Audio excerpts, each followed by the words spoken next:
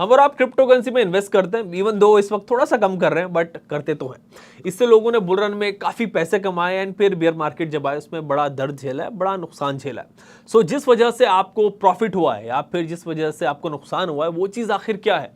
क्या आप ये जानते हैं? मतलब ये क्रिप्टो क्या चीज है, ये क्या बला है, ये आई कहाँ से है, जाएगी कहाँ तक, क्रिप्टो काम कैसे करती है, एंड इसकी जरूरत हमें क्यों पड़ी? जब हमारे पास अपनी करेंसी है, रुपए हैं, डॉलर हैं, तो क्रिप्टो करेंसी की जरूरत क्या है? मतलब क्रिप्टो के बारे में सबसे इंपॉर्टेंट बात आज आप इस वीडियो में जानेंगे। और इस वीडियो को देखने के बाद आप किसी को भी बड़ी आसानी से समझा पाओगे कि क्रिप्टो क्या है, आप किस चीज में इन्वेस्ट करते हैं, एंड इसका फ्यूचर आगे क्या दिख रहा है आपको ग्लोबली भी और इंडिया में भी। और क्रिप्टो के बेसिक्स आज समझ रहे हैं हम बिटनिंग फाउंडर काशिफ रजा से। जी जी। काशी भाई, आप और हम क्रिप्टो पर बड़ी बातें करते हैं, बड़े लेंदी डिस्कशन हमने किए व्यूअर्स के लिए एंड बड़े इन्फॉर्मेटिव भी रहे। पर आज हमें आप ये समझाएं कि ये बिटकॉइन जो है ये क्या होता है। मतलब हम जानते तो है वैसे, बट इसको आसान भाषा में समझाएं ताकि हर कोई समझ सके। राइट। तो बिटकॉइन को समझने के लिए बहुत सवरी में मैं समझाऊंगा कि बिटकॉइन को समझने के लिए आप ये समझिए कि जब इंसान इस धरती पे आया, जब भी ये धरती बनी होगी और इंसान ने फिगर आउट किया होगा कि मैं अकेला नहीं हूँ, दो चार और भी दिख रहे हैं, तो उसने जब इंसान के पास ना कोई भी अकेले इंसान के पास सब कुछ नहीं होगा। ऐसा नहीं था कि किसी के पास सेब थे तो किसी के पास केले थे, किसी के पास संतरा था, किसी के पास गेहूं था, किसी के पास भैंस थी, किसी के पास कुछ था। तो इंसान को ये फिगर आउट बहुत जल्दी हो गया होगा कि यार ऐसा है कि अकेले उससे बात बनेगी नहीं। मुझे अगर दूसरे से केला खाना है या संतरा लेना है या गेहूं लेना है या दूध लेना है, तो मेरे पास जो चीज है मुझे उसे ऑफर करनी पड़ेगी। और जिसके पास गेहूं है या भैंस है उसको ही लगा होगा कि यार मुझे भी अगर कोई चीज सेब लेना है तो मुझे इसको कुछ अच्छा प्रोपोजिशन देना पड़ेगा। तो बार्टर सिस्टम का इवॉल्व हुआ, लोग आपस में अपनी चीज देने लगे और दूसरे के पास जो चीज है उसको लेने लगे। तो इसका मतलब यह है कि बहुत शुरू से लोग ट्रेड करना चाहते थे। ट्रेड एक एक बहुत बेसिक नेसेसिटी है इंसान की। मतलब इंसान ये नहीं कि आज ट्रेड करता है, जब वो पुराने जमाने में, मतलब जब इंसान पैदा ही हुआ होगा तो कुछ दिनों बाद ही उसको फिगर आउट हो गया होगा कि मुझे आपस में ट्रेड करना पड़ेगा। अब जब ट्रेड करता है आदमी, तो बार्टर सिस्टम में कुछ चैलेंजेस थे भाई। सीधी सी बात है कि अगर मुझे यू नो मुझे सेब, मेरे पास सेब है और आपके पास तरबूज है। अब तरबूज वाले को आपने सेब ऑफर किया, ठीक है, और तरबूज वाले ने बोला कि मुझे सेब खाना ही नहीं है भाई, मेरी जरूरत तो इस टाइम केले की है, तो मुझे नहीं चाहिए सेब। तो अब आप क्या करोगे? आप उसे कन्विंस करते रहोगे कि यार सेब जबरदस्ती खा ले। तो ये इश्यूज थे बार्टर सिस्टम के अंदर, स्केलेबल नहीं था। राइट। तो इसलिए एक चीज फिगर आउट हो गई कि बहुत जल्दी लोगों को इंसान को ये फिगर आउट हो गई कि यार अपने को ना एक ऐसे फॉर्म ऑफ एक मनी चाहिए, एक ऐसी form of basic you know ऐसी करेंसी, ऐसी फॉर्म ऑफ मनी चाहिए जो तीन काम कर सके। कि वो मीडियम ऑफ एक्सचेंज की तरह यूज हो सके, कि आपस में मैं चीजें खरीद सकूं उससे। दूसरा, वो यूनिट ऑफ अकाउंट हो। ठीक है, यूनिट ऑफ अकाउंट का मतलब है कि चीजें जो है उसी बेसिक जो मनी है उसके अंदर वो वैल्यू कर सके। मतलब कि चाहे वो जैसे मोबाइल फोन है या सेब है या वीट है, आप कोई भी जब चीज खरीदने जाते हो तो आपको आईएनआर में वैल्यू होती है, आईएनआर में उसकी प्राइस बताई की होती है। तो इसलिए आपको ये बड़ा इजी हो जाता है चीजों को वैल्यू करना। ठीक है। तो एक ये हो गया। और तीसरा, स्टोर ऑफ वैल्यू, कि over the period of time जो पर्टिकुलर फॉर्म ऑफ मनी है वो अपनी वैल्यू लूज ना करे। ऐसा ना हो कि आज उसकी वैल्यू 2 रुपए है और कल उसकी वैल्यू 1.5 रुपए है और परसों गए तो 1 रुपए है, अगले दिन गए तो 50 पैसे रह गई। Over the period of time वो अपनी वैल्यू को रिटेन करे। अगर 2 रुपए की उसकी आज वैल्यू है, तो वो over the period of time 10 साल बाद भी वो, मतलब उसकी वैल्यू उतनी रहनी चाहिए, वो उतनी चीजें उतनी अपनी जो वैल्यू है उसको रिटेन कर सके over the period of time. ठीक है। तो बहुत जल्दी लोगों को ये पता लग गया, और लोगों को एक और चीज पता लगी कि यार अपने को ना लेजर की बहुत जरूरत फील हुई होगी, क्योंकि जब एक आदमी 50 लोगों से डील कर रहा होगा तो दिमाग के अंदर 2 लोगों के साथ तो डीलिंग याद रहती है। अगर मुझे सिर्फ आपके साथ डील करना है या किसी के साथ डील करना है, तो मुझे जब बहुत सारे लोगों के साथ डील करना होता है तो मुझे लेजर की जरूरत पड़ेगी। तो इसका मतलब क्लियर हो गया कि मुझे, इंसान को दो चीजों की जरूरत थी, एक लेजर और दूसरा मनी। और एक खास बात और आपने देखी होगी कि लेजर के अंदर, कोई भी जो दुनिया का लेजर है उसके अंदर जब आप रिकॉर्ड मेंटेन करते हो, ठीक है, लेन देन का, तो वो आप एक पर्टिकुलर मनी में ही करते हो। ठीक है। तो वो कैसे, जैसे कि सपोज करो एक बैंक है, सेंट्रल बैंक है इंडिया का, वो जब खाता मेंटेन कर रहा है तो वो आईएनआर में मेंटेन कर रहा है। अमेरिकन जो है वो अपना खाता डॉलर में मेंटेन कर रहे हैं। राइट। तो आपको एक ऐसे फॉर्म ऑफ मनी की भी जरूरत थी जिससे लेजर मेंटेन हो सके। राइट। तो लेजर और मनी, इन दोनों का अटूट संबंध है।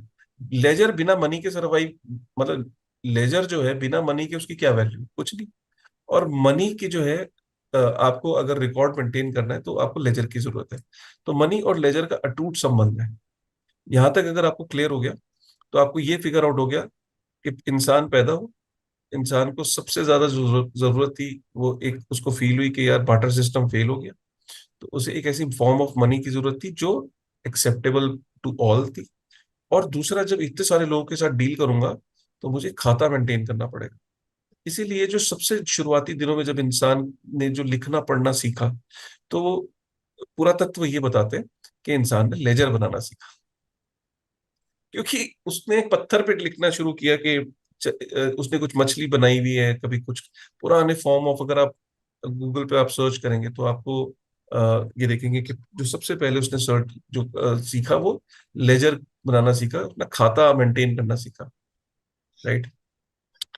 तो अब दुनिया में क्या हुआ कि इसीलिए different different form of money का इस्तेमाल हुआ। आपने देख सुना होगा कि कभी यू नो हाथी के दांत का इस्तेमाल होता था, कभी प्रीशियस स्टोन्स का इस्तेमाल होता था, कभी सॉल्ट का भी इस्तेमाल हुआ as a form of money, cattles का इस्तेमाल हुआ, डेट्स का इस्तेमाल हुआ, वीट का इस्तेमाल हुआ, और उसके बाद आपकी स्टोन्स, बड़े बड़े स्टोन्स का इस्तेमाल हुआ, मेटल्स का इस्तेमाल हुआ, गोल्ड का इस्तेमाल हुआ। तो जब से दुनिया बनी है अलग अलग फॉर्म ऑफ मनी इवॉल्व हुए, और इसी तरीके से लेजर भी इवॉल्व होते रहे। ठीक है। जो डबल एंट्री लेजर सिस्टम है वो सबसे पहले जो वॉशिंगटन के, जो अमेरिका के प्रेसिडेंट थे, देखा गया कि वो double ledger ledger entry system को मेंटेन करते थे। तो वो, अगर अभी तक देखा होगा आपने, तो double entry ledger system, debit credit का सिस्टम अभी तक फॉलो होता है। ठीक है। तो एक चीज क्लियर हो गई कि लेजर और मनी ये शुरू से थे। अब प्रॉब्लम इसमें क्या थी कि 2008 से पहले जब भी लेजर जो थे वो सारे सेंट्रलाइज थे, क्योंकि लेजर को मेंटेन कौन कर रहा है? लेजर को अल्टीमेटली एक आदमी मेंटेन कर रहा है। जैसे सपोज मैं किसी से मेरी कोई दुकान है तो मैं मेंटेन कर रहा हूँ, पार्टनरशिप फर्म है तो दो लोग मेंटेन कर रहे हैं। अब ये बड़ी कंपनी हो गई तो उसने चार्टर्ड अकाउंटेंट की एक टीम रख ली, और बड़ी कंपनी हो गई तो उसने पूरा डिपार्टमेंट रख लिया। लेकिन हमेशा लेजर को सेंट्रलाइज एंटिटीज ने ही मेंटेन किया, कुछ लोगों ने, या एक आदमी ने, या ग्रुप ऑफ इंडिविजुअल ने। और ये लेजर हमेशा सेंट्रलाइज रहे, इसको हमेशा एक आदमी गवर्न करता था। अगर हम बड़े लेवल पे चले तो वीजा मास्टर कार्ड है, वो मेंटेन कर रहे हैं। और बड़े लेवल पे चले तो स्विफ्ट है, वो मेंटेन कर रहा है। हमेशा एक बॉडी, एक इंडिविजुअल या एक एंटिटी हमेशा लेजर्स को मेंटेन कर रही थी। देखिए, जब लेजर आपको इंडिविजुअली मेंटेन करना है तब तो कोई प्रॉब्लम नहीं है, लेकिन जब कोई एंटिटी लेजर को मेंटेन कर रही है, या गवर्नमेंट है लेजर को मेंटेन कर रही है, तो वो जो बॉडी को अपॉइंट कर रही है, या एक बैंक एक एक कैशियर को अपॉइंट कर रहा है, ये जो लेजर्स हैं, जो पब्लिक फोरम के अंदर ये लेजर कभी भी ओपन नहीं होते, पब्लिक नहीं होता, हमेशा सेंट्रलाइज रहे। अब लेजर जब सेंट्रलाइज थे तो हमेशा उनमें दिक्कत रहती है। सपोज अगर लेजर बहुत ज्यादा सेंट्रलाइज है और किसी एक आदमी के पास पावर है उस लेजर को मेंटेन करने की, तो क्या होगा? मैनिपुलेशन का डर रहता है। और मैनिपुलेशन कई बार गलती से हो जाती है। एक तो गलती भी होती है लेजर को मेंटेन करते वक्त, और दूसरा जानबूझ के मैनिपुलेशन होती है, और तीसरा बाय फोर्स हो सकती है कि भाई किसी की कनपट्टी पे बंदूक रख दी और बोला कि लेजर के अंदर चेंजेस करो, जो चेंज करने वाला जिसके पास कंट्रोल है उस। और चौथा, कई बार लोग करप्ट भी हो जाते हैं कि भाई मैं किसी को ब्राइब करूं कि यार लेजर के अंदर चेंजेस कर दे। तो ये भी एक तरीका है। तो लेजर हमने देखा, इसीलिए सदियों से हमने देखा कि लेजर्स के अंदर गड़बड़ी रही, लेजर के अंदर कभी मैनिपुलेशन भी रही। 2008 के फाइनेंशियल क्राइसिस में भी ये देखा गया कि लेजर्स के अंदर गड़बड़ी रही, और वो उसकी वजह से हमने 2008 के फाइनेंशियल क्राइसिस में देखा कि लेजर के अंदर जो मैनिपुलेशंस थी, जिस तरीके से बैंकिंग सिस्टम में यूएस में जो चीजें आई, तो कहीं ना कहीं एक बहुत बड़ा कारण था फाइनेंशियल क्राइसिस की वजह बना। अब सपोज करिए, इमेजिन करिए कि अगर लेजर पब्लिक हो जाए, राइट, तो कितनी बड़ी बात होगी। जो जो जो लेजर्स हैं अगर वो पब्लिक हो जाए और पब्लिक के डोमेन में रहे, पब्लिक की नजर में रहे, कि कोई भी उसके अंदर चेंज हो या मैनिपुलेशन हो, तो पब्लिक को एकदम रेड अलर्ट मिल जाए। ठीक है। तो बेसिकली 2008 के बाद बिटकॉइन को आप इस तरीके से समझिए कि ये एक पब्लिक लेजर है। ठीक है। एक पब्लिक लेजर का मतलब है कि भाई साझा भाई खाता है। जितना भी बिटकॉइन नहीं करके दिखाया कि जो लेजर्स हैं वो डिसेंट्रलाइज हो सकते हैं, वो ओपन हो सकते हैं, वो पब्लिक मेंटेन कर सकती है, और पब्लिक उसके अंदर कोई भी चेंज होगा वो पब्लिक की नजर में रहेगा। पहली बार ये सतोशी नाकामोटो का आइडिया था। तो उसने बेसिकली बिटकॉइन को एक लोग सोचते हैं डिजिटल करेंसी है, एक्चुअली में बिटकॉइन एक पब्लिक लेजर है, एक पब्लिक बही खाता है जो पब्लिक की नजर में है। अब ये जो लेजर है, इसको जो लोग मेंटेन करते हैं, इसको कोई एक सिंगल इंडिविजुअल मेंटेन नहीं करता है, इसको पब्लिक मेंटेन करती है। ठीक है। अब लेजर का काम क्या होता है? मैंने कहा ना, लेजर का काम होता है कोई लेन देन का हिसाब किताब रखना, कि कोई आदमी कहीं पे कुछ भेज रहा है तो वो रिकॉर्ड रहे कि डेबिट किसका हो रहा है, क्रेडिट किसका हो रहा है, सारे खाते उस लेजर में मेंटेन हो। तो बिटकॉइन का जो लेजर है उसके अंदर हजारों लाखों लोग जो बिटकॉइन को इधर से उधर ट्रांसफर कर रहे हैं, राइट, वो उनके सबके बही खाते उस लेजर में है, उस पब्लिक लेजर में। और सबके बही खाते ऊपर है। सबके बही खातों में कितना बैलेंस है, कितना डेबिट हुआ, कितना क्रेडिट हुआ, ये उस पब्लिक लेजर के अंदर नोटेड है। और मैंने एक और चीज बताई कि पब्लिक लेजर को जो मेंटेन कौन कर रहा है? सेंट्रल एंटिटी नहीं मेंटेन कर रही, कोई इंडिविजुअल मेंटेन नहीं कर रहा। ये पब्लिक लेजर लोग मिलके मेंटेन कर रहे हैं। अब इस पब्लिक लेजर को मेंटेन किस करेंसी में किया जा रहा है? क्योंकि लेजर बिना करेंसी के उसकी कोई वैल्यू ही नहीं है। अगर ledger India Central Bank of India, अगर रिजर्व बैंक ऑफ इंडिया अगर लेजर मेंटेन कर रहा है और उसको आईएनआर में मेंटेन नहीं कर रहा, आईएनआर, तो फिर लेजर की वैल्यू क्या है? बिल्कुल। Similarly US dollar. तो लेजर बिना हर लेजर की एक अपनी मनी होती है, क्योंकि आपको लेजर मेंटेन करना है तो उसको मनी के अंदर एक जो सब जिसके अंदर आप चीजों को वैल्यू कर सको, तभी तो लेजर मेंटेन होगा ना। तो बिटकॉइन जो पब्लिक लेजर है, इसके अंदर जिस करेंसी के अंदर खाता मेंटेन होता है, रिकॉर्ड मेंटेन होता है, उस वो बिटकॉइन है। तो बिटकॉइन पब्लिक लेजर भी है, बही खाता भी है, और उस बही खाते की करेंसी भी है। क्लियर हो गया यहां तक? आपको समझ आ गया तो जनता को हो सकता है समझ में आ जाए। तो उस बही खाते की करेंसी भी है। अब ये पब्लिक लेजर जो है ये पब्लिक मेंटेन करती है, पब्लिक इसके अंदर सारे रिकॉर्ड को चढ़ाती है, और इसके अंदर से रिकॉर्ड क्या डेबिट हो रहा है, क्या क्रेडिट हो रहा है, किसको बिटकॉइन जा रहा है, किसको आ रहा है, किसके अकाउंट में कितना पड़ा है, ये सारा का सारा पब्लिक जो है वो मेंटेन करती है। अब बड़ा सवाल ये है कि पब्लिक को इंसेंटिव क्या है यार? दिल्ली है पब्लिक भाई। बिल्कुल। लेजर लेजर जब मेंटेन किया जाता है तो इंसेंटिव क्या है? एक इंडिविजुअल जब लेजर को मेंटेन करता है, उसका इंसेंटिव ये है कि यार उसके पास ना रिकॉर्ड रहे, उसको कहीं लॉस ना हो जाए। एक इंडिविजुअल, एक पार्टनरशिप में होता है कि दोनों पार्टनर कहते हैं लॉस ना हो जाए। एक कंपनी के अंदर वो कहते हैं कि भाई इस लेजर को मेंटेन करने के लिए एक सीए रख लो और उसको सैलरी दे दो। तो वहां पे इंसेंटिव उस सीए के पास क्या है? सैलरी है। एक बड़ी कंपनी के पास इंसेंटिव ये है कि भैया उसके पास जो टीम है उनको सैलरी मिलती है। वीजा मास्टर कार्ड उस लेजर को मेंटेन इसलिए करते हैं क्योंकि उनको बदले में कमीशन मिलते हैं, कट मिलता है। एक बैंक का काम क्या है कि इधर से उधर जब वो पैसा ट्रांसफर करता है तो उसको कट मिलता है, कमीशन मिलती है बैंक को। लेजर को मेंटेन करने की फीस लेता है वो आपसे। तो बिटकॉइन के लेजर को फ्री में तो कोई मेंटेन कर नहीं रहा होगा। तो इसमें जो बिटकॉइन के लेजर, एक लेजर के अंदर पन्ने होते हैं, जैसे अगर मैं आपको बोलूं कि एक किताब होती है बही खाता, तो उसके अंदर किताब जुड़ती है, पन्ने, नए पन्ने आप लिखते हो। तो बिटकॉइन के लेजर में जब नए ब्लॉक आप जोड़ते हो, इस लेजर के अंदर जो जो नए ब्लॉक जोड़ने का काम, नए पन्ने, नए ब्लॉक को ऐड करने का काम, इस नई ट्रांजेक्शन्स को ऐड करने का काम जो है, वो जो करता है उसको बदले में इंसेंटिव में बिटकॉइन मिलता है। तो इसका मतलब क्या है कि फ्री में कोई नहीं करता। पब्लिक लेजर को मेंटेन करने के लिए जरूरत पड़ती है कि उसको जो जो लोग इसके अंदर ब्लॉक को ऐड करें, जो ट्रांजेक्शन्स को मेंटेन करें, वो जो लोग काम करते हैं वो माइनर कहलाते हैं, उनको बदले में बिटकॉइन मिलता है।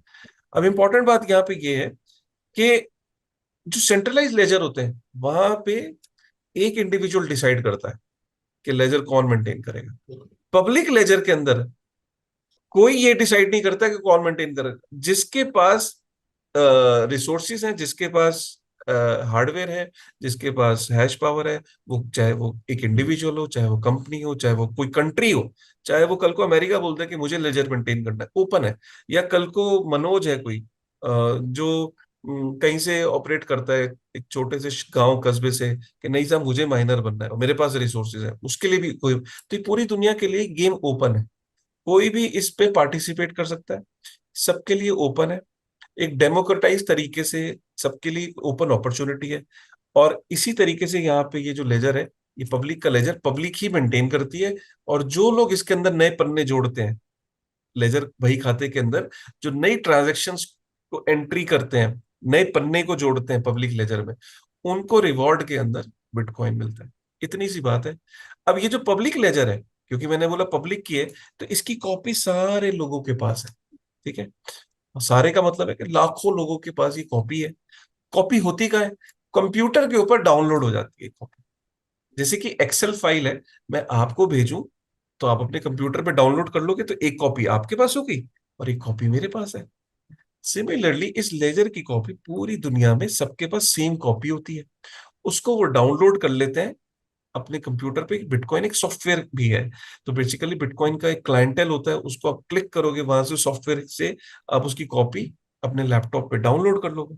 जो कॉपी आपके पास है पूरी दुनिया के पास वही कॉपी है। और जब इसमें कोई भी ट्रांजेक्शन होती है तो वो सारी कॉपीज अपने आप अपडेट हो जाती है, राइट। अब किसी की भी कॉपी अगर दूसरे की कॉपी से अलग है तो रेड अलर्ट हो जाता है, राइट। तो दुनिया को में ये पता लग जाता है कि भाई ये जो कॉपी जोड़ी जा रही है, ठीक है, ये गलत है, इसने रूल्स को फॉलो नहीं किया। क्योंकि जो नए पन्ने जोड़ने के कुछ रूल्स हैं, अगर उन रूल्स को फॉलो नहीं किया तो वो सारे के सारे उस कॉपी को रिजेक्ट कर देते हैं कि नहीं नहीं ये ट्रांजैक्शन गलत है, या ये ब्लॉक गलत है, ये गलत तरीके से माइंड हुआ। तो यहां तक आपको अगर समझ में आ गया, मैं इसको समराइज कर देता हूँ। ह्यूमैनिटी, इंसानियत, इंसानियत को जरूरत पड़ी ट्रांजैक्शन की, ट्रांजैक्शन से जरूरत पड़ी मनी की, मनी से जरूरत पड़ी कि यार इसको इतनी बड़ी जब ट्रांजैक्शन हो रही है तो लेजर चाहिए, लेजर को मेंटेन करने के लिए मनी चाहिए थी। लेजर और मनी का अटूट संबंध हो गया, लेजर बिना मनी के नहीं रह सकता और मनी बिना लेजर के बेकार है, राइट। तो इसका मतलब क्या हो गया कि लोगों ने मनी और ledger time to time evolve होते रहे। डबल एंट्री सिस्टम एक सीधा उदाहरण है डेबिट क्रेडिट का। आपने अपने घर में भी लेजर मेंटेन किया होगा, एक्सेल में, किताब में, मम्मी पापा ने कॉपी के अंदर जो मेंटेन करते हैं वो भी लेजर ही होता है, ठीक है।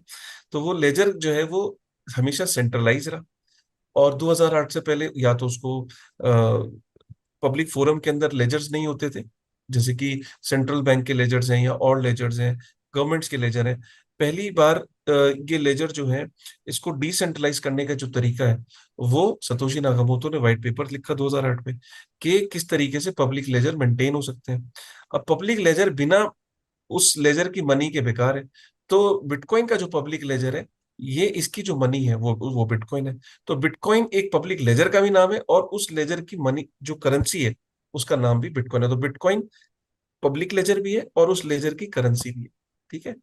तो इसका मतलब क्या है कि इस लेजर को मेंटेन पब्लिक करती है, और जो इसके अंदर नए पन्ने को जोड़ता है, पन्ने का मतलब ब्लॉक, नए ब्लॉक को जो जोड़ता है उसे माइनर कहते हैं।